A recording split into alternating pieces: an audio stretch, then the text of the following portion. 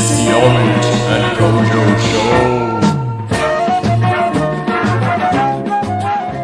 Oh, what's going on? I should have taken the list of the things, the topics that we were going to talk about, but I'll see what I can remember. We did have some good ones, actually, that we've been thinking about lately. Is it on your laptop? Do you want me to look on your laptop? Nah, it's all good. I got them in my head. I got them in the noggin, you know? In the nog. So, hello and welcome to the Omid and Kojo show. I'm Kojo. That's Omid. We're going to talk about some things, some stuff. And one of them that we were talking about the other day that I think is really interesting, and I think it's something that will probably happen at some point in most of our lifetimes, unless you're like a 60-year-old watching this. And that is tricking schools. Could happen in the future.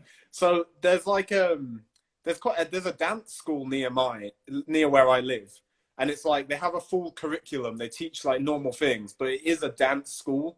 So they do hella dancing there, as you can imagine. They get the kids stretching all morning. They get them practicing, but they also do their studies too. Now, 40 years from now, tricking could be at that point. There could be like tricking schools where people can really focus on their training and also do the bare minimum of other stuff. What do you think about that? Someone said you should start one, and that was kind of the conversation. Like, it was a bit of a joke for me and Kojo, because we were just in the car driving somewhere, and we were talking about how in 40 years or however long we could be a part of this tricking school, which I think it'd be hype. Imagine, like, the way I'm seeing it, I'm imagining the X-Men school. It's like that, but for tricks. Yeah, but imagine me as a principal. I'd be disciplining. I'd be telling everyone off. I'd love that. You would be the most not mad, but just disappointed in so many people.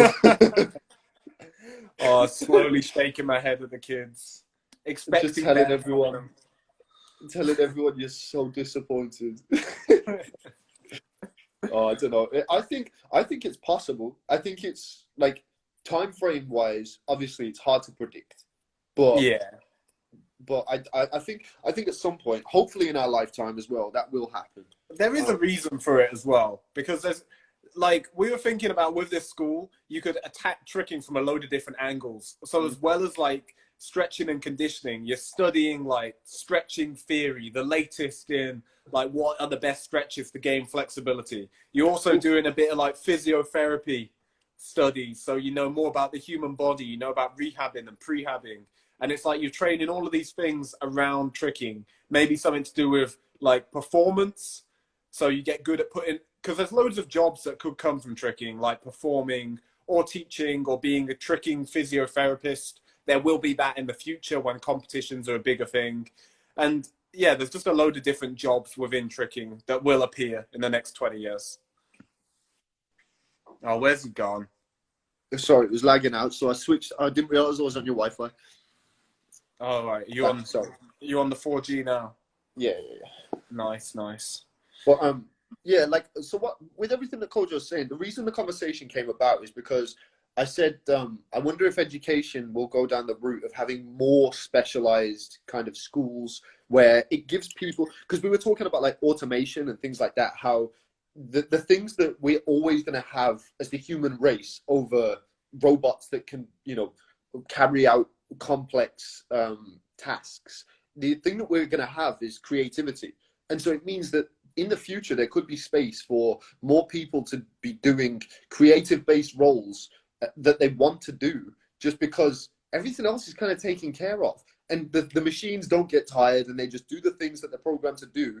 And it means that more people get to be creative or just do something different with their life. So instead of having schools where everybody has to be taught on a blanket, memorizing all these facts and stuff. Because schools were set up in a way to train people to be able to work in factories. Yeah. And they haven't changed that much since then. Yeah. But now it's if you want to have a job in the world going forwards in the next 10, 20 years, you don't want to be in a field that can be done by an AI. Yeah. Tricking's one of those fields that can't. That's a lot of jobs, a shocking amount of jobs. And I don't know. Obviously, remember though, just disclaimer: we're not scientists. I'm not scientists. But there's a bunch of like Exactly. there's a bunch of predictions as to like I can't remember the exact percentage, but a really really high percentage of like labor-based jobs are going to be completely removed within a real short space of time, because even though they're really really like useful now, the second you've got an AI and a robot that can just execute all those tasks, it's like, what do you do with yourself? So if there were more like specific schools, so like if you want to be, I don't know, some kind of movement artist, or you want to, like, because the school doesn't have to be just a tricking school, could be like just a movement Circus school. arts as well. Yeah, I guess it'll probably fall into some kind of circus or performance art school first. Like maybe you'd have a tricking program in a performance art school. Yeah, But then going forwards, maybe like 30, 40 years, you'll be able to have a specific tricking one. Because you do have like ballet schools. So that's a specific dance discipline. And they've got their own school for it. So it could happen. Yeah. Someone said on the topic of automation and stuff, imagine robots tricking, we would be screwed. Well, first of all, have you seen those robots that Boston, what is it, Boston Dynamics. Yeah, that's the one. They got a robot doing backflip, and it was fucking nuts, and it looked like the most real shit. But at the same time, it's never gonna look the same as, I don't know, like fucking just Pasha moving about. Imagine a robot could move like Pasha. It's never gonna have that same creative flair. I mean, I'm saying this I don't think in our lifetime. Maybe I'm wrong, but Well, in our lifetime, who's gonna make that? no, I mean, like, would they make okay, that? okay. Imagine if there was some kind of machine learning, so you could like download, well, you could like upload videos essentially, but it's like code into this machine that could then like kind of break down the movements that are happening, and then just by that it being uploaded, they could just copy all of the movements that someone's doing. It has it has a fiber for every muscle fiber. It's got like a robotic. Yeah. So it can activate all the exact things at the right time. But that's just copy and paste. It's not going to be having those same ideas, and so there's always going to be a need for the kind of, I don't know, the human brain. I mean, I'm saying this again, not scientists. There was a less silly comment though that would be interesting to talk about, and this is where do you think tricking schools are going to happen first, and second, are you thinking of these schools being private or public schools? And I think probably starting out, they probably would be private. That would make more sense. Like it might have government funding if it's set up in the right way, probably would actually, or it could be totally private. I don't know how dance schools work already, like actual schools for dance where they still do like GCSE qualifications and shit. Well, I mean, but I imagine they're private. From scholarship based. My friends that you have been to dance school when I was younger, it's kind of private, but it's kind of public. But you have to pass tests in order to get in. Well, do they pay or not? Well, some of them do, but then now I think less of them you have to pay, and also it depends on if it's a boarding school or not. And imagine that. Imagine it was like a tricking boarding school where everybody lived in the school, and everything that they did, like it was just like, oh my God, it was all perfect for tricking. But I worry that like people would end up hating it. I do worry about that, because the second you've got somebody kind of controlling what's going on, like with gymnastics or something, like I feel like that's a big part as to why people end up hating it. Because like I speak to so many gymnasts, and after a certain point they're like, I'm done with this. Whereas for me, I've been doing tricks for 10 years almost, well, like 8-9 years or whatever, and I love it just as much as I did, 6-7 years ago, whatever. It depends how it was run. If you got the wrong people in there teaching, it could kill the passion, take the fun out of it. But it'd be interesting to see how that evolves. We got a comment that says, guys, the planet Earth will not last that long. We're already running out of water though. And it's like, maybe, but maybe not. I think I think the planet Earth will last. It will probably be completely different like 40, 50 years from now. Maybe a lot of people will have died from whatever reasons. But I think it will last. Still. Oh, we were talking about this earlier. So me and Kojo had a grass session earlier, and we were talking about how. Why are you bringing this up? Because it's fucking nuts. We were talking about how it's just on topic, but if there was like a crazy, imagine like the COVID-20 and it just like wiped out like half the population, dude, that would be so wild. Because think at that point, imagine if that happened, like tricks wouldn't be anywhere near as important, and it'd be even more important. More important. Half your family's gone. You need an outlet. Yeah, I was gonna say on a personal level, yeah.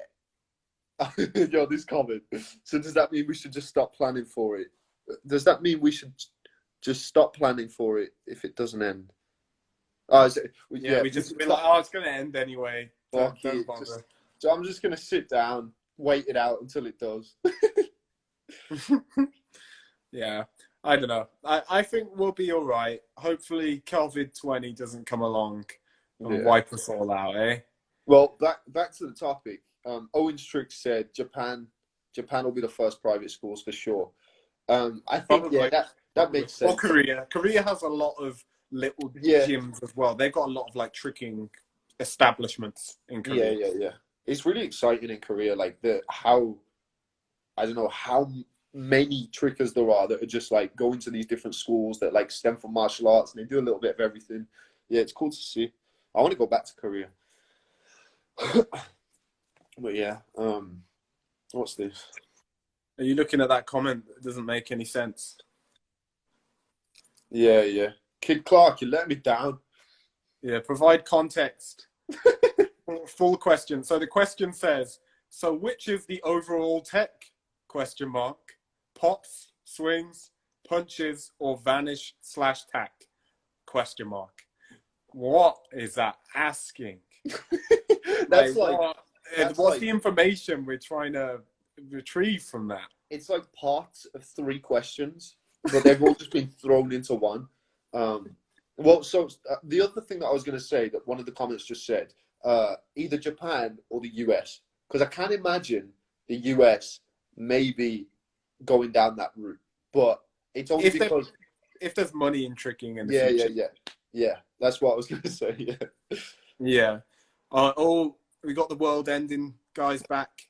Said, I'm not saying that we should just sit and wait, just saying that we have to consider that because it is currently happening. The world has always been ending, and it always will be ending until it ends, everything's finite. Like, I want to ask you a question. That's always been the case. Direct question for you, world-ending guy. Are you a doomsday prepper? Because if I had to put money on it, I'd say yes. Maybe not. I don't know. So someone said, who would the coaches be at this school? Probably trickers, people who are good at tricking. You know? Maybe. Yeah. Someone said, if COVID wasn't happening and you could travel to one place in the world, where would you go? Where would you go on? I don't know. Like, my first thought was like Fiji or like Hawaii or something. Bali. Hawaii looks amazing. I really want to go. But you say in Australia, that's a good shout because the weather's phenomenal. Wait, it's their winter right now though, isn't it? Yeah. I don't know what it's like in the winter there. It's probably still better than the UK. It's nice today though. Yeah, we've just been out on the grass. We had a nice little session. Omid nearly broke his leg. Broke my leg. Like nearly slapped it. Nearly snapped it all the way off. It was the scariest bail I've had in literal years. Even more so than that Webster display. The Webster off the wall. Oh god. Yeah, it was good though. I enjoyed that session. We got some wild. Here's a wild question. What ages would be allowed? Now, I was thinking it would be the age of people who normally go to school. So, like, children. Nah. Yeah, it was a tricking school. It'd be like 5 to 16 or 5 to 18. A load of 40-year-olds in there. In the same class as like 8-year-olds. It's like 6 to 48. Anyone? Imagine. So it's like 50 plus tricking school. Only the crustiest joints. You've got to have a certain level of dust. That's the test. To answer Jay Pierce's question, if COVID wasn't happening, where would you travel to? I'd go to Portugal. I'm going to Portugal tomorrow. So I'm going to be off the social media for a bit, chilling. Hopefully not getting COVID, but we'll see. If you get COVID, I'm going to be so pissed at you. If you end up in hospital with COVID, I'm going to come to the hospital and shout at you through the window. Well, the flight is a little bit of a concern. That's what I'm most scared about. But the rest of the time, I don't know. I don't go near people anyway. I've never been someone to be getting up close to people or touching people or talking to people, socializing, being a regular human. I've never been into that. So I think it should be all right, but we'll see, We'll see. Me, on the other hand, I'm always stroking the insides of strangers' mouths with my hand and stuff. Yeah, just trying to gather as much COVID as possible. Badri said, British people be like COVID. No, they say COVID or coronavirus. I just say COVID. COVID. Yeah, it's just us. It's not British people. It's Omid and Kojo saying COVID. It's not everyone. It's not normal. I didn't even question that anymore. I just say COVID. I think. Someone asked. We've had a couple questions about this. Someone asked about what we thought of Guthries Fury video. Haven't seen it yet. We're probably going to watch it right after this. We can't play it on the live because we'll get sued for copyright. Yeah. And this is an interesting one. Mateus asked, what's your opinion about exclusive samplers? With Guthrie releasing his samplers only on adrenaline, it feels like he disappeared for the general tricking public. So what I think about it, and my views have changed quite a lot on this over the years, and just hearing different perspectives and thinking about it, I think anyone should, if you want to make a video, if you want to put the effort into making any kind of video, then you should be able to do that, and you can put it on a platform where people have to pay if you want to, because it's his tricks, it's his video, he can put it where he wants. But obviously he is sacrificing something by doing that, because less trickers are going to see it. So that means he's going to inspire less trickers, you're not going to be able to influence as many people and affect as many people with what you've created. Just less people are going to see it. So that's kind of the payoff, but that's his decision to make, really. What do you think, Omid? I agree with that. I think it's just like, I don't think you should, anybody else should really have, much negative thoughts on it. I don't know. It's like, if you really, really want to see it, unless you're like in a really difficult financial situation, which is fair enough. Don't watch it then. No, that's what I'm saying. It's like, it doesn't matter that much. And also Guthrie, of all people, he's got an enormous catalog still on YouTube. Now, I'll be completely honest. If Guth took all of his videos down from YouTube, that would make me a little bit sad. But it's like, it's his prerogative. He can do as he chooses, and I don't think there's necessarily anything wrong with it. Putting any kind of video behind a paywall, but at the same time, obviously, most people would just prefer if it was free. But that's also because it's what we're used to. Yeah, it's like, you can't expect to have certain things for free, and then you'll happily go and pay like extortionate prices to go and watch a movie in the cinema, and then it end up being absolutely trash. You know what I mean? Like, Nelson raised a point that's on my mind. I'd rather pay him directly rather than pay some sport karate middleman monthly. He should just make a Patreon. And I've talked about this before. It's kind of insane because at this point, and this is going against myself as well, because when I got Mike Guthrie to make videos for us, then I offered him the most that we could, which wasn't an insane amount, but he did make some videos, so I was pumped. I increased his wages as much as I could without him asking, but it wasn't enough. We're not going to be able to pay as much as Adrenaline, who started with $250,000, and I started with nothing, and I'm just one guy. So we're not going to be able to pay him as much. So, yeah. But if he didn't make videos for me or for Adrenaline, if he just put all of his samplers and all these tutorials and talks on Patreon, he'd make so much more money. And maybe he think does. people- I don't know. But if he hasn't asked for like equity in Adrenaline, because you could, you know, being the best tricker in the world for like 10 years, you could be like, I want 5% of the company, or I'm not going to work with you. He would have the power to do that. But if he's just accepting a wage for it, he's losing out on so much money in the long run, because they could just cut him off and then they've got all these videos still. It's a bad business move, but from what I don't know all the details though. So maybe he's got a really good deal. Maybe he's got an amazing deal. Maybe he's got equity in the company. Who knows? You know? Maybe he's making tons of money. So the easy, but even that, but if it's he was like making 10 grand a month, even if he was making 10 grand a month, that still isn't like, he could value himself much higher than that. Yeah, like, but in he the should be short going term, for equity. Yeah, but think about it. In the short term, that's a really good deal. Because think about it. Let's say he was earning 10 grand a month. If he was earning 10K a month and he did that for 1 month alone, or just a couple of months, whatever, if he did it for a year, bro, he's set to then move forward and just create whatever he wanted. And he could do it if he'd with done it on his, what? If he'd done it on his own Patreon, then he'd make way more in the long run. He'd still In the have long consistent money coming in for like years. In the long run, yes. But especially if you're working a job, it makes it harder.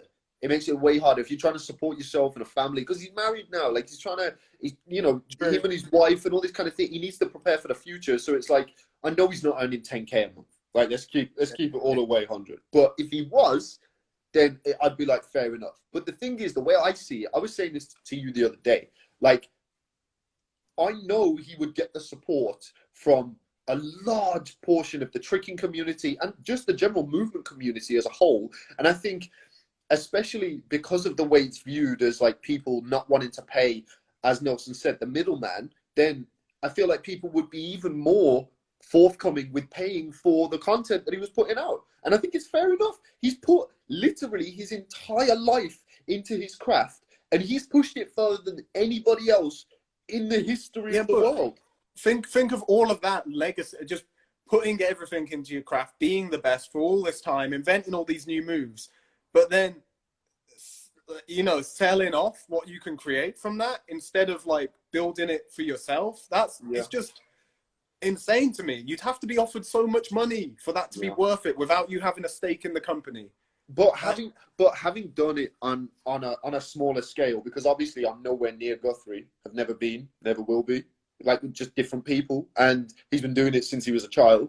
But having done it on a smaller scale and having to build a business around, and obviously it would be slightly different because he can go slightly different routes compared to me. But having done it, it is hard work. So it is hard. Obviously, that's a massive downside to you having to build it all yourself. Because when shit goes west, you've got to be accountable. That's the thing. If you're in charge, you do have to be accountable for everything. And also, you've got to know, hassle to deal with. You've got to learn so much, and I can imagine for a lot of people, it must be so daunting having to think, right, okay, so I've got to do something that a very, very, very small minority of the population of this really niche sport have done, and I'm getting offered something else. It can be super daunting.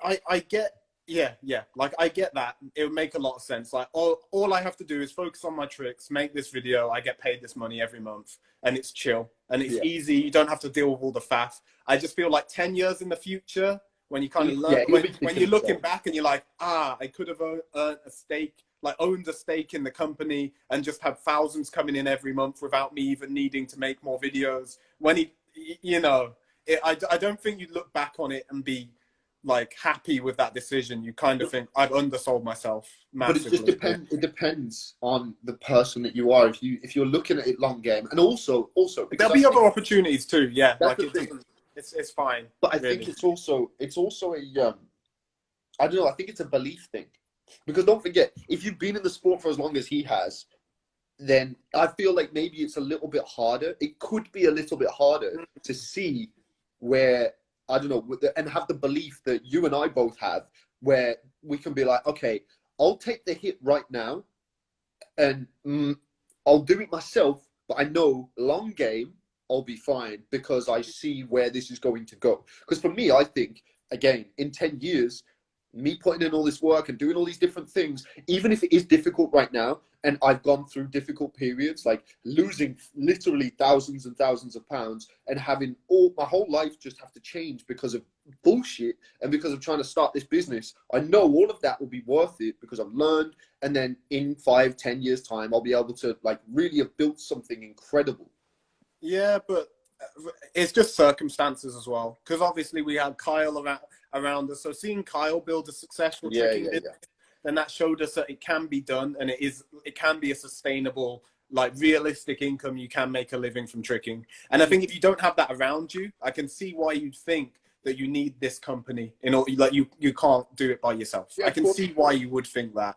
So I understand. And one of these comments here says, yeah, it's great that he's making money now with that.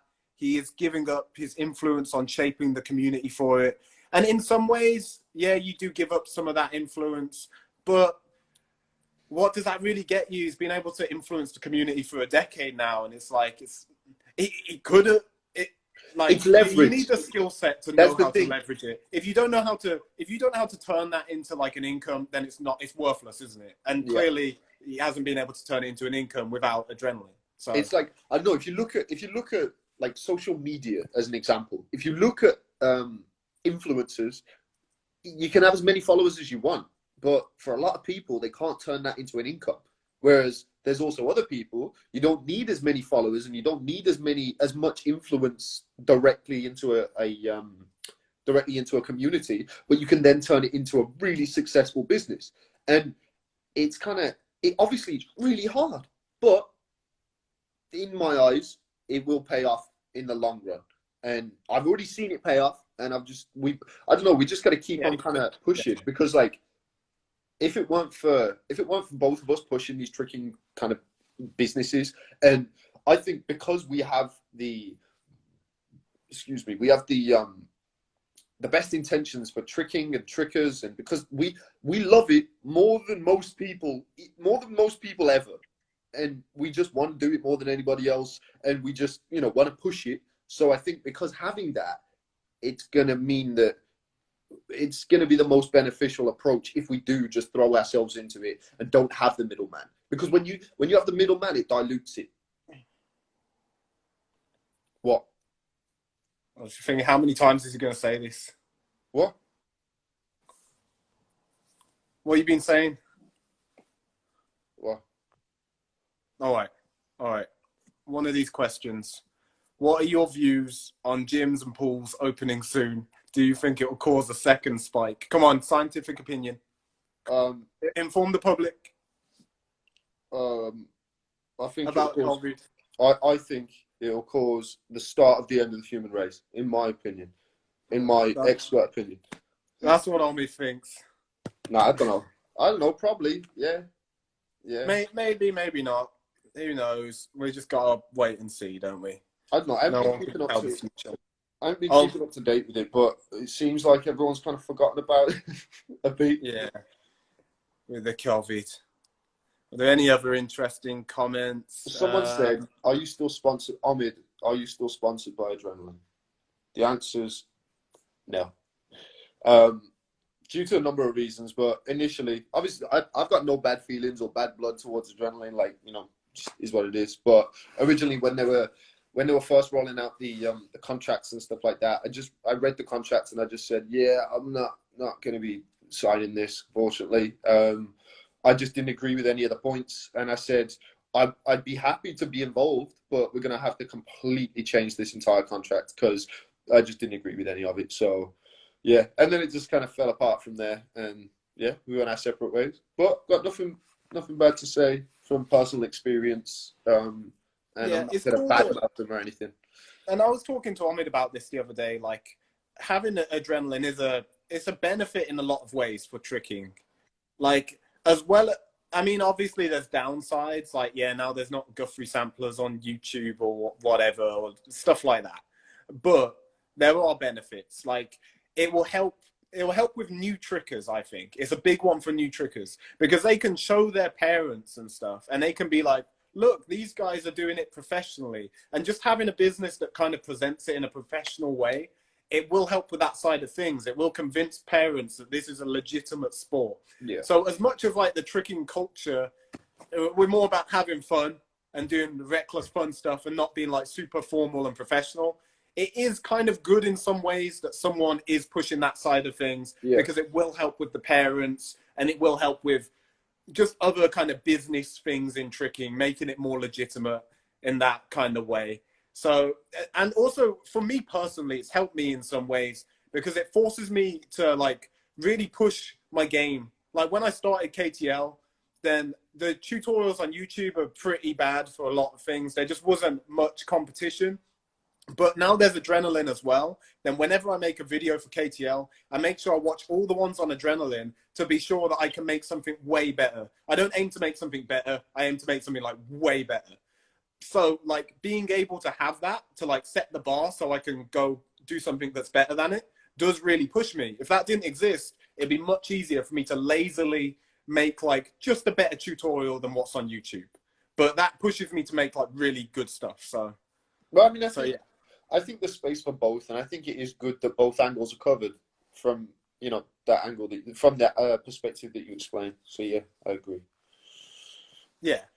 All right. We got a question about weed. About the Ronald Weasley.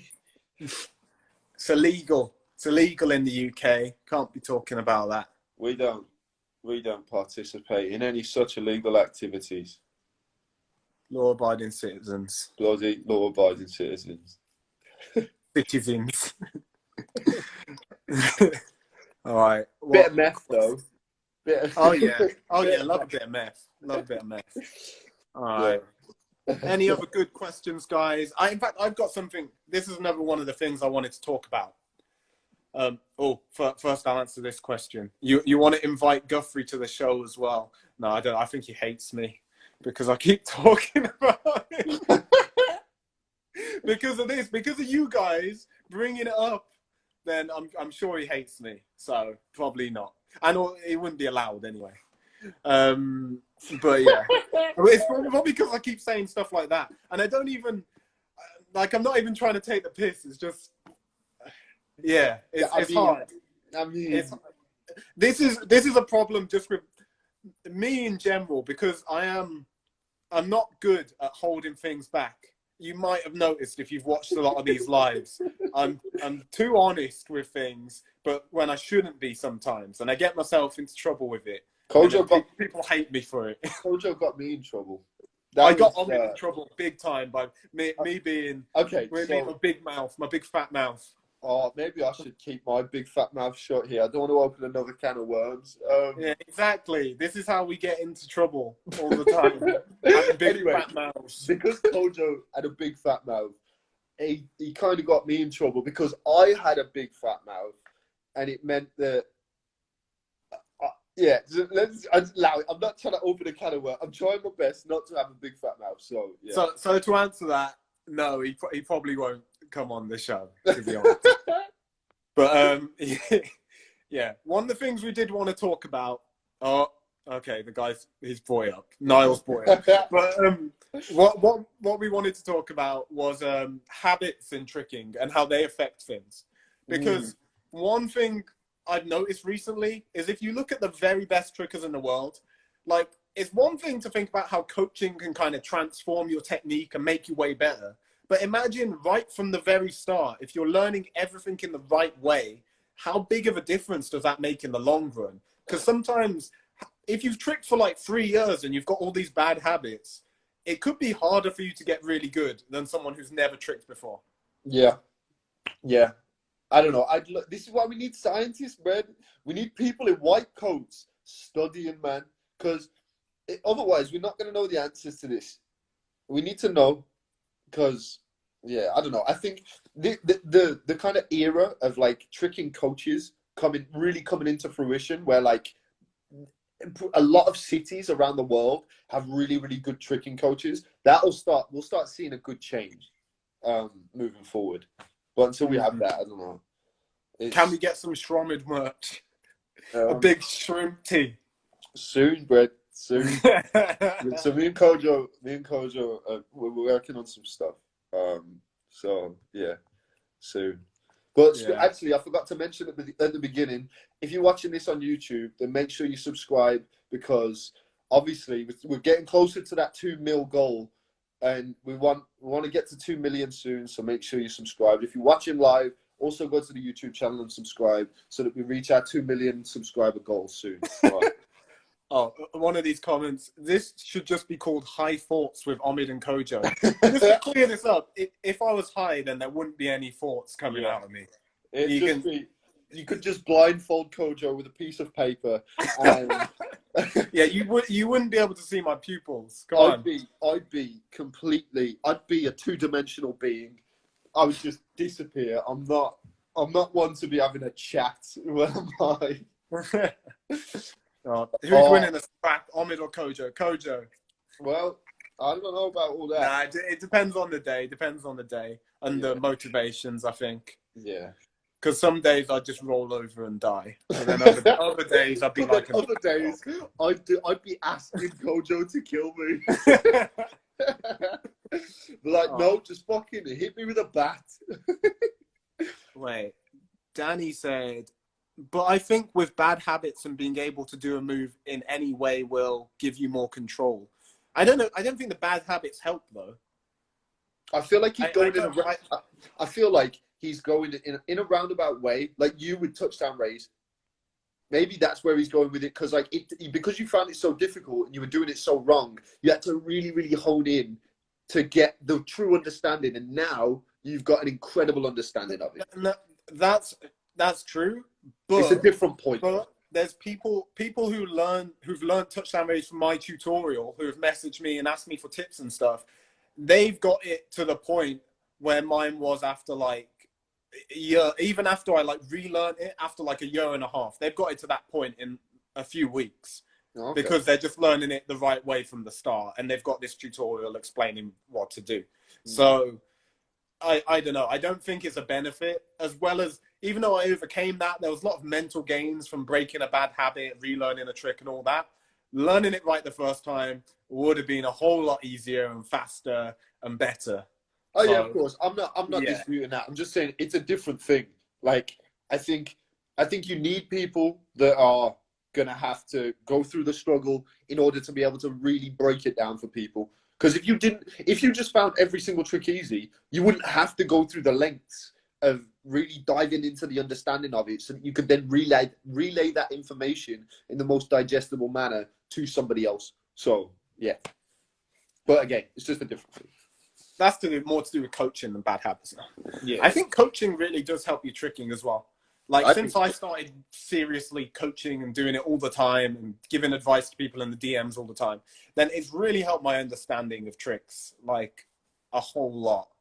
I think that's one thing that's a bit underrated. Like, if you can explain a trick, like whatever trick you're trying to learn, if there's something you're struggling with, like, think about it. Think, can I explain this clearly to someone else? And if you can't, then there's normally more to learn. You should probably do a bit of research on it, to watch some frame by frames and stuff, because you want to be able to clearly explain exactly like where you should be looking, how you should be taking off, what your arms should be doing, all of that stuff. I think really helps. Yeah. Oh, okay. So someone said, do you know anyone in tricking that uses steroids, PEDs for injury prevention and recovery? Will this be a trend? And then there was a follow-up comment that said there was a post in the Facebook group a while ago, and it seems like a lot of trickers take Adderall. Now, that is something that I have done when I was in America. I did Adderall. It's like a focus thing. It's for people. I think it's for people with ADHD and stuff like that. And I had a session when I was on Adderall, and it changed everything. It was nuts. I felt like I don't know, everything was just perfect. Like the way that I was approaching things, all the things that I've done really, really well in the past, it's like, because I have that like next level focus, it just meant that I could just zone in and just do the thing I wanted to do. And I don't know, I think maybe in future there probably will be I don't know, like some kind of people doing a bunch of steroids and performance as it becomes more public, which stuff, like whatever helps trickers the most. I can imagine things picking up as trends. Yeah. Oh, it'd be kind of crazy though. Imagine if the first time there was like there was some kind of big event, and all these trickers got busted because they'd all been doing Set it up. Oh my god, that'd be crazy. All right. Well, this question from Dilk's pretty interesting. What's Which tricker do you wish would come back at their peak level? And I thought of that in terms of which tricker do you wish was like, you know, doing new stuff, like posting consistent videos of them doing new shit all the time. For me, it'd be Jeremy Marinas. If I could see him working on different things all the time, that'd be so sick. Because his tricking, he just has such a way of making like really cool looking combos and moves in a different way. And he just did like he did mad shit as well. Like because he was incredible. Well, he still is. Like he's incredibly controlled and he does cool tricks. But he also tried aerial front out on puzzle mats, and he's just got that mental side of him where he'll just do some mad shit. I love that. But my answer was going to be one of the three amigos, but probably just because you said Jeremy. I'll go with Nice. And Nice would be really cool to see what he'd be working on as well. If you look through older Nice footage, like a lot of the tricks that I do, they are very heavily inspired by Nice. Like I watch a lot of Nice, like when I do sit down and watch samplers and stuff, because like his B-Twist Swipe 9 is what made me want to start doing B-Twist Swipe 9. And there's this clip of him on grass at Dreadnought 2010 or 11 or some shit, and there's this whole grass backyard session, and it's all of the shit that he's doing. I'm like, this isn't. When I first saw that video, it opened my eyes to the type of shit that he was also doing. Because before I'd just see all the clips of him doing box cutter and jackknife, and I'd just be blown away. But then I saw a whole new avenue, and like with his gainer variations and shit, yeah, he's a crazy one. Yeah. Another one that was kind of cool, Mogwai. I was just gonna say, you made me. It's because you said the gainer variations. I thought of Mogwai. Yeah. Mogwai is. If you don't know who Mogwai is, just search for Mogwai tricking, and he does. Well, he did really cool shit. Yeah. He's a big tricker. It's like it's rare you see a big tricker that good, but he could get there and he'd do crazy variations that no one else really did. Norwegian legend. Yeah. There's a clip of him doing flick flack snap and it's fucked. No, that sounds fucked. Silly. Yeah. Oh, have you got any more interesting comments? What? Oh, give us something. Not really. Nothing too exciting. What? This one's going all the way off. What? The Matrix comment. Okay, what if we could learn all of tricking similar to the Matrix, where Neo learns all of the martial arts through the Matrix program? I've thought about this before, actually.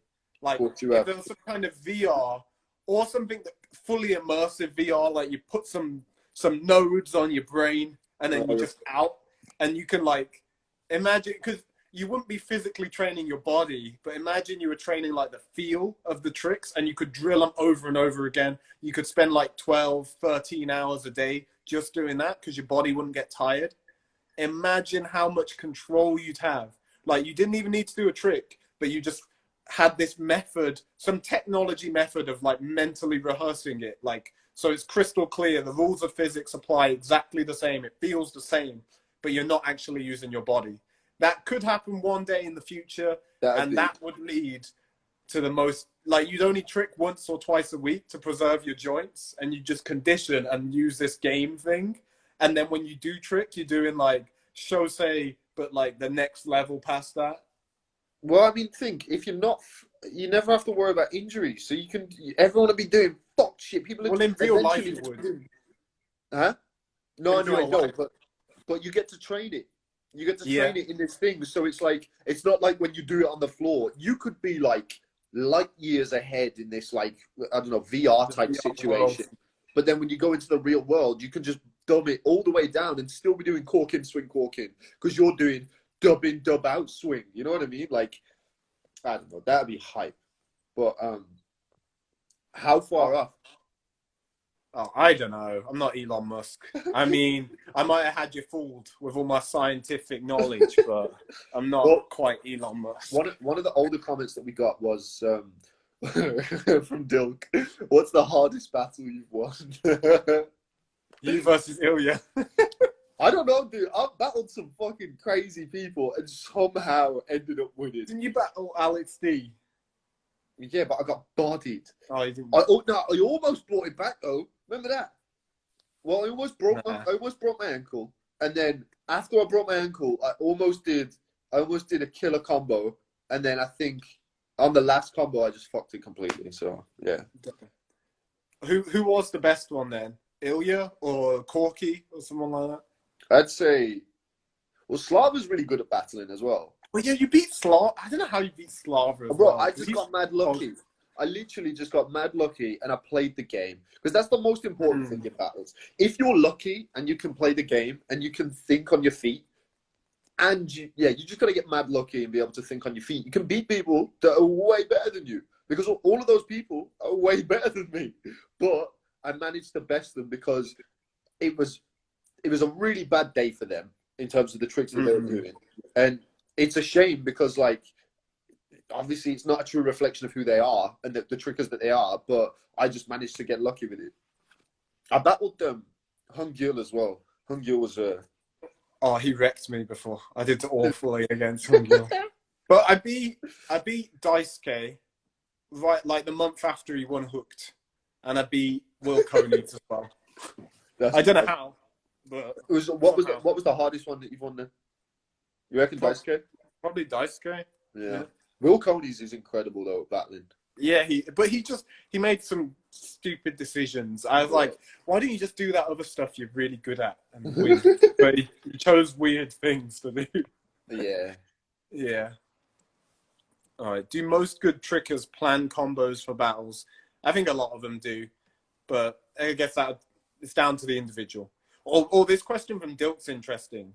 Do trickers need managers? I've spoken about this quite a lot. I was actually speaking a few years ago to my sister's boyfriend about this because he was asking. He was like, "Surely you should all have managers at this point?" Because like I was going to gatherings and stuff like that, and I was doing all this shit, and he was like, "So why have you not got a manager?" And like trying to explain it, I was like, "You kind of don't need one, but some trickers do. But it would be great if they did." I don't know. I feel like in future there'll be managers and agencies. And yeah, I can see that. I think for all elements of tricking, whether it be performing or events and stuff like that, or like gatherings and shit like that. And yeah, what about you? What are your thoughts? I think a lot of them do need managers. Yeah, now? But yeah, really. But I mean, going back to like the adrenaline thing. You think Mike Guthrie would be doing what he's doing if he had a manager? Yeah. You think he wouldn't have a stake in the company? But then the same thing, but you run the same risk of getting anybody else involved. They might end up taking advantage. Yeah. Yeah. That's the thing. But I think it will be with like a lot of the top and most known trickers. Then that will be a thing in the future, like managers. And it's not fun. It's not fun, that side of things, but it does need to happen. Otherwise, people will just get exploited.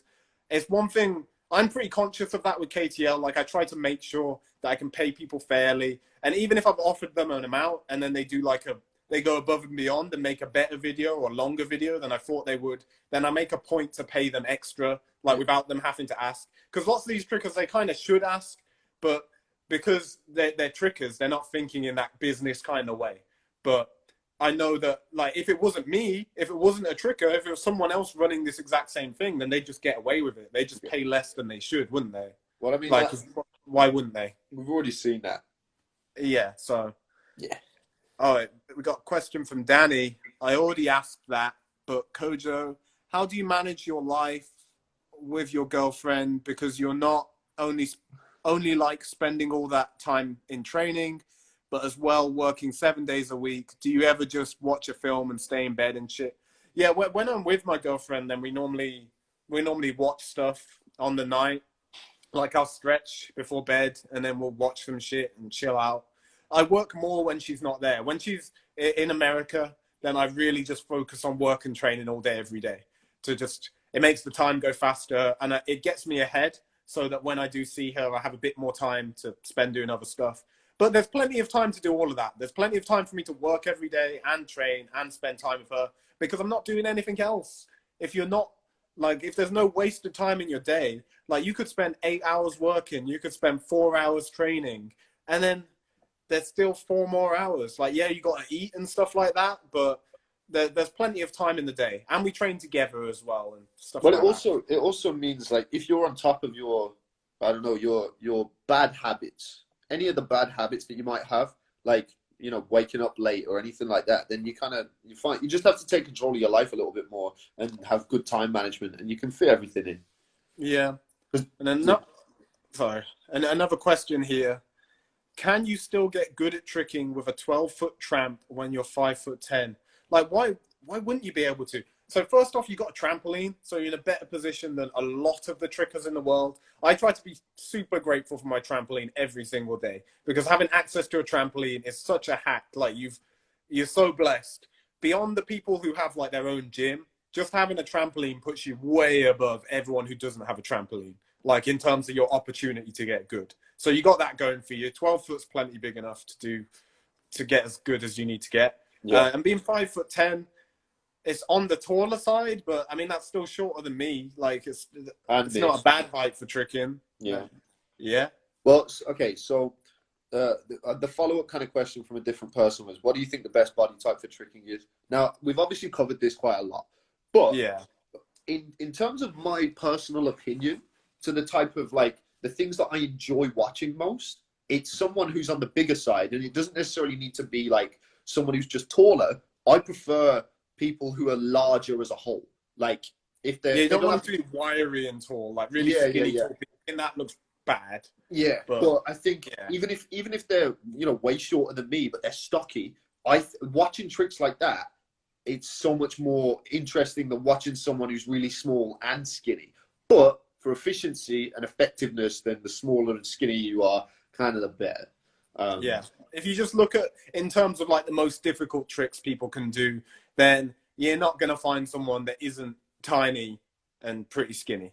Like, they're all small. Matt Strange said, like Ilya. Like, Ilya's thicker, but he's not like huge, but he is thicker, which I think looks really good. But obviously, he's really short as well. Yeah. So, yeah, I like we got another comment saying maybe I'm biased because I'm 6'1", but I think big trickers can make tricks look cooler, especially in person. I agree. Like, I like seeing bigger trickers do stuff.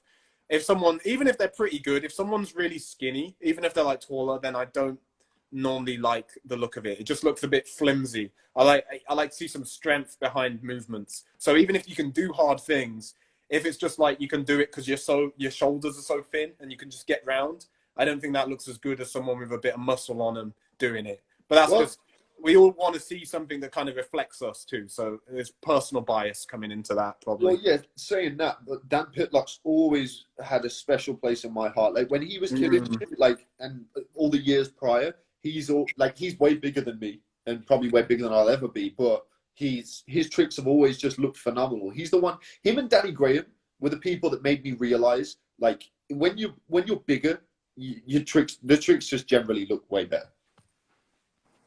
Yeah. What's all this? There's a whole. You want to read that one out? Yeah, but also Whitney said Omid likes thick men. He does. I do. I'm a big fan of thick men. Apparently. Right. So here we go.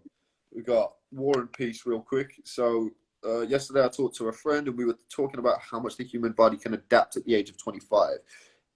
If you're like spending 10 years of your life and you had perfect coaching and you didn't need to think about money and stuff, you think they could get to a level of like maybe quad cork or high power level? But yeah. Well, yeah, definitely. There's going to be a bit of luck that comes into it. They'd have to be lucky enough to not have a bad injury. Because I think once they've had, like, if they've destroyed their knee or ankle or something, then it's going to be tough. Yeah. But I think that could definitely be done, especially with the coaching.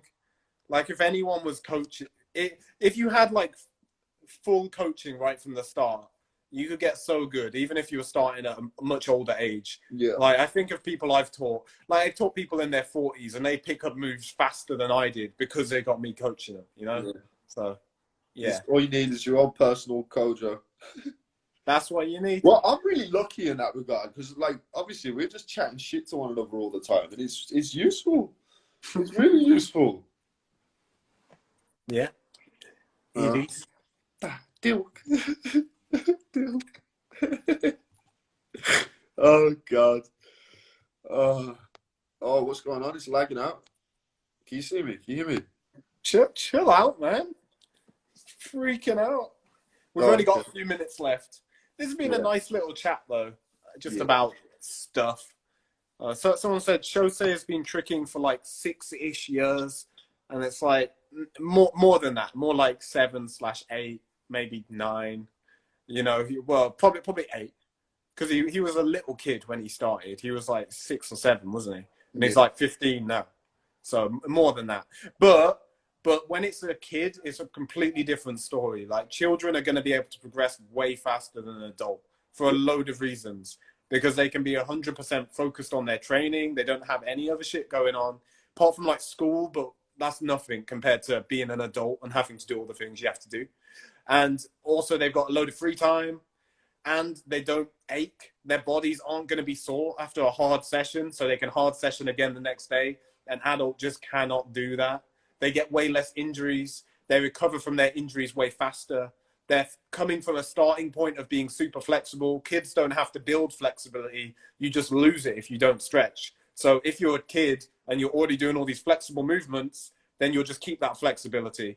And for me, for example, I started when I was 16, and I was nowhere near being able to touch my toes or anything when I started. It's taken like 10 years of trying to stretch as much as I can to even get half as flexible as a child is without stretching. So you just got such a huge advantage when you're a kid. Yeah, you really got the leg up. Yeah. It's so much. It's just going to be way easier. That's why every single one of the best trickers in the world started when they were a kid. Like, try and find someone who really dominates who didn't start when they were a child, and you'll struggle. I don't know. It's really exciting though for the future, because like for a period it was almost like, I don't know, with like Teddy and Ott and Velu and people like that, they were dominating. But then once all the kids started getting older, and now it's just like you can't start that late. You're just not. Sorry, you can't start that late. You can still get good. You can still get really good. It's just going to be different, and different doesn't have to be bad. So yeah, you got to be more patient, and it's just going to take a bit longer. Yeah, you do have to be smarter as well. Yeah, for sure. You have to know what you're doing, because you don't have as many lives. When you're a kid, you just got almost infinite lives. Look at Zen. It's like, if I trick like Zen, if I had every video he posts, there's normally like 4 or 5 bails where I would have been out for the year. Like, that's me done. If I landed with this weight on my leg in that way, done. But he can do that 4 or 5 times a session and be fine, because he's so tiny and he's a child, and you don't get away with that. It's great. I'm so glad that they are able to get away with it, because they're the ones that get to push that area of tricking. They're making the most of it. Like, they're not squandering it at all, are they? They're pushing as hard as they possibly can. So it's amazing, and it's mad inspiring watching those kids, because they're truly pushing as hard as they can and truly making the most of their young ass bodies. And a lot of kids don't. A lot of kids are lazy and half-ass it. So. And they just sit and play Fortnite. Exactly. Yeah. So it's cool to see with those ones. Yeah. It's exciting. All right, we got 45 seconds left. So this is going to be the last live for a bit, because I'm going to be away for the next week. I'm going off social media. I'm deleting the apps. So we will release the Alex Hunter interview in the week, maybe on Tuesday. Yeah, something like that. So that one's coming soon, but we're going to be back after that when I'm back, and we're going to be back on the lives. Hope you guys enjoyed. If you're watching on YouTube, make sure you subscribe, like the video, all that good stuff. Much love. Peace. Yeah. You did that a bit early. We got like 15 seconds left. Oh, I got rushed. All right, okay. I'm just going to... Peace. Peace. We're just sticking this out. We're sticking it out all the way. You got 3 seconds left. I'll see you next time.